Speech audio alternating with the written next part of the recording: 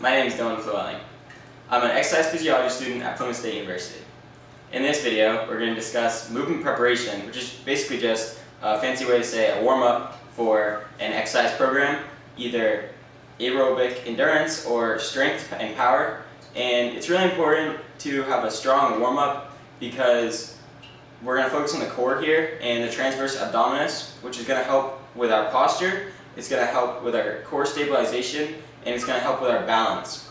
It's really important to have a strong core for all sports because even if you're a powerlifter or someone who prioritizes strength, you're going to need a strong core to be able to maintain heavy loads throughout your range of motion because all movement starts at the core.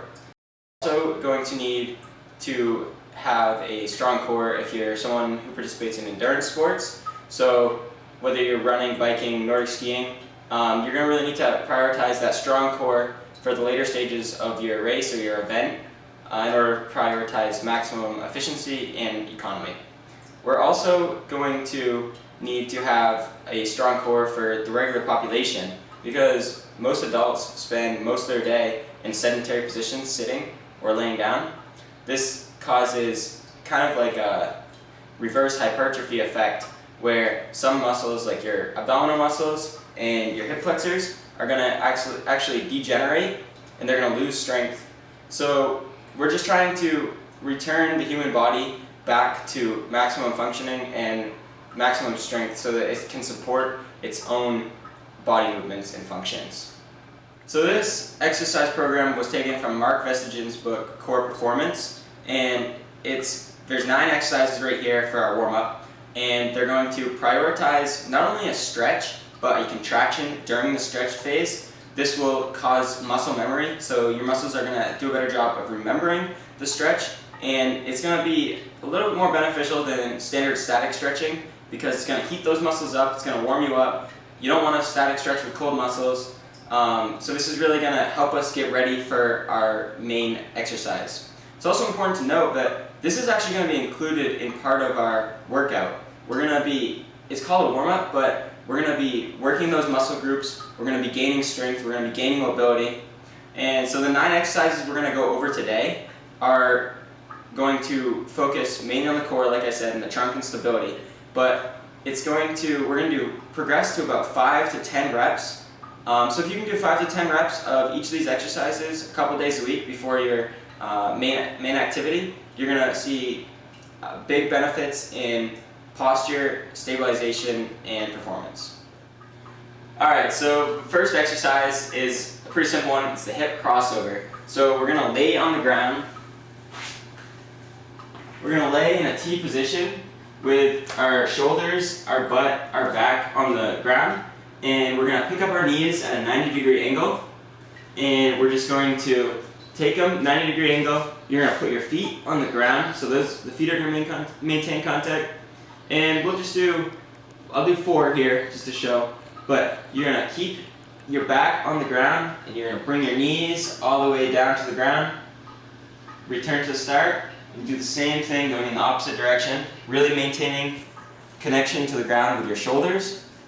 So we'll do a couple of those each side.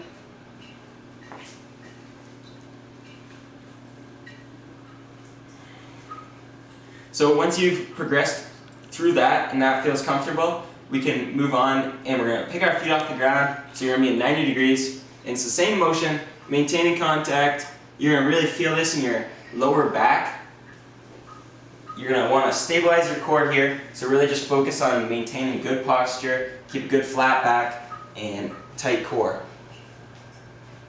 Our next exercise in movement preparation is going to be the calf stretch. So this is like a play on a traditional static stretch where you're going to put your hands on the ground and you're going to put one foot behind the other. So I'm going to start with my right foot on the ground. And you usually would just hold this, and that's a static stretch, it's pretty common. But we're going to cause a contraction. So we're going to exhale. As we exhale, we're going to bring our heel up and our toe down. And then we're going to push our heel down and pull our toe up towards our body. So that would be 1 repetition. We'll do a couple of these. So heel up, contraction, heel down, stretch. Up for a contraction, down for a stretch. You should feel this in your calf, and you should feel it in your hamstring. We're really elongating those hamstrings in the whole posterior chain. So an adaptation to this, we can shorten up, we can bend our leg that's on the ground and do the exercise, and that'll move the exercise more into the Achilles. Okay, so our third movement in the movement preparation is going to be the hand walk. So we're going to start with our feet inside and close together. We're going to bend over, keep that core nice and stable and keep it open. We're going to put our hands on the ground and we're just going to walk out slowly. So your hands are a little past your head, and we're going to walk it up, really focusing on keeping our legs straight. We're not bending at the knees. All the way up. That's one, and we'll go back down with the feet walking back to our starting position. You should really feel this in your posterior chain, your calves, your hamstrings, all the way your lower back. This is also going to get some good shoulder mobility and strengthening.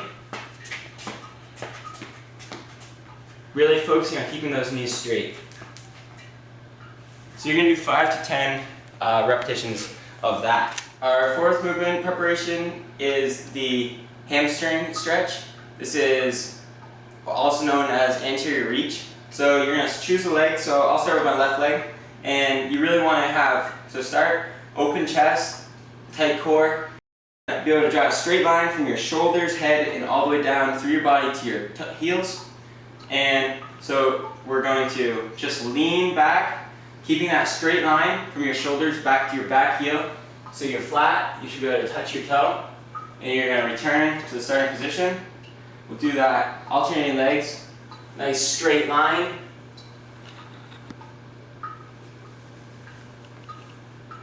You should be able to touch your toe. If you have problems with balance, you can hold your arms to the side, or if you have something next to you, like the bench, we can keep our hand on it. Right, you should be able to go down, touch your toe, and return back up. You should feel this all the way down your posterior chain of your legs, your lower back, your hamstring should be a big one. You might even feel it on the calf of the lower leg. Our next movement is just a simple lateral lunge. So we're going to start, and if we start with our left leg, our right leg, we're going to step out. Toes are going to stay straight. Everything's going to stay straight, pointed forward, and we're going to lunge down. You don't have to get super low, but we'll progress into it. So I'll lunge down on my right side, keeping up my feet flat and my toes forward. We can alternate sides. And as you go in, progress lower and lower. So we get lower as we go. Really working our way into that stretch. You'll feel it in your hip flexors. You'll feel it in your inner thighs. You might even feel it in your hamstrings. We'll do 5 to 10 of these on each side, really keeping our toes forward and getting as low as we can in the later ones.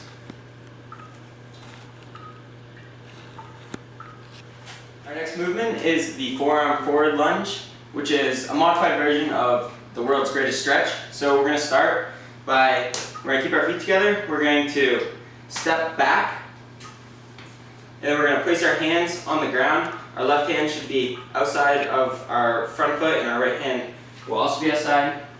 We're going to get into that lunge position, keeping our knee off the ground, and we're going to take our elbow, lean down, bring it to the toe. As you do that, we're going to exhale, and you should feel that all the way up your leg. You're going to feel the stretch all over, and we're going to return our hand to the outside. We're going to shoot our hips to the sky and lift our front toe. You'll feel this up your calf, hamstring, and the whole posterior chain.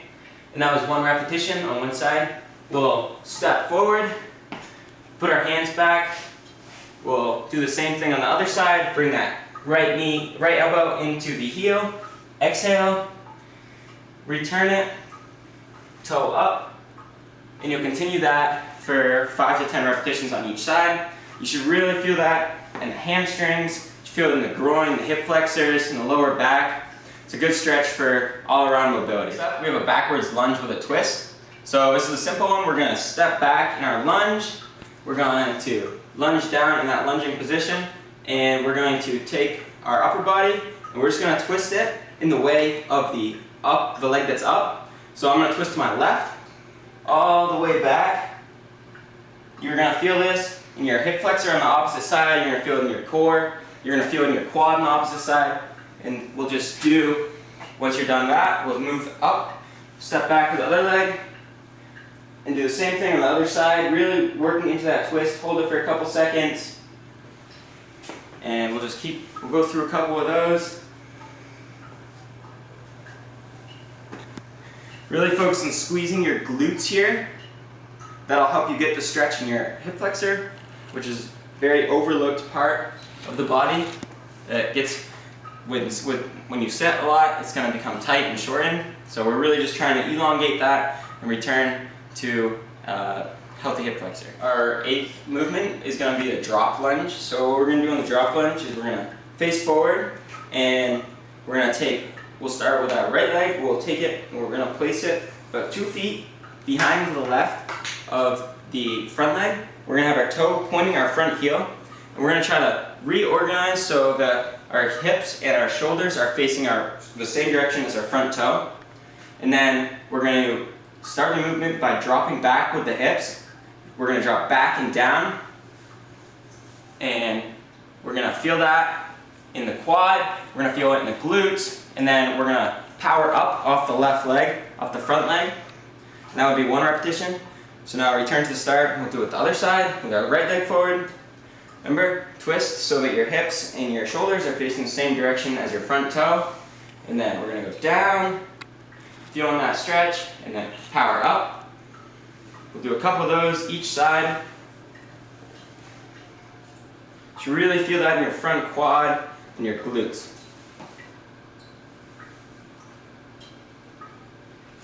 That's also going to be a really good stretch for your IT band. Our last exercise for our warm-up or our movement intro is going to be our sumo squat to stand. So we're going to start with our feet a little wider than shoulder width apart, and we're just going to, this one you really want to focus on a nice open chest, tight core, bring that belly button in and feel that transverse abdominis flex and hold everything tight. We're going to keep that open shoulders. We're going to reach down, bending at the knees, and grab the undersides of our big toes. And then we're just going to sit back into it with your butt to the ground. You really feel this in your groin. Hold this for about 2 seconds, try to keep our feet flat on the floor. We'll go signal like a touchdown, and we're going to stand up. You really feel that in your groin. You'll feel it in your glutes. You'll feel it in your lower back. It's a really good stretch for improving all around hip mobility. So we'll do a couple of those. Chest open, down, touchdown, power up. So for some people who might have a tighter posterior chain, they'll struggle with this. So one of our modifications is going to be a heel raise. So we'll just place something an inch or 2 thick behind the heels, and then the performer will reach down, same thing, open, stay open chest. It's much easier for me to get down into this position now, keeping my elbows inside of my knees, and then touchdown, power up. So if you're someone who might have a tighter calves or hamstrings, this modification is going to help you to still be able to perform the exercise and get the mobility. But we do want to progress away from that towards the flat-footed, because you'll really benefit the most from that. All right, so now that we've completed all 9 movement preparation motions, you should feel your heart rate's up, your blood's pumping, your internal body temperature's increased. I feel it a little bit in my quads and my hip flexors, which we focused a lot on. That's really important for developing more mobility, strengthening those hip flexors out.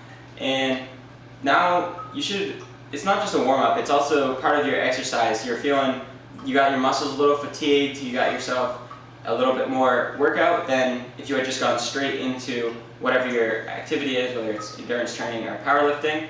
But you should feel ready to go and ready to tackle your main event, whether you're going to run track repeats, or you're going to the gym, or you're going to climb. So yeah, I would focus on this. It should take 10 to 15 minutes once you've mastered all these movements to perform this whole routine, 5 to 10 reps, and just try to stay mobile and have a good posture throughout the day, because that's really going to help with your core, and that's going to help with all around general fitness.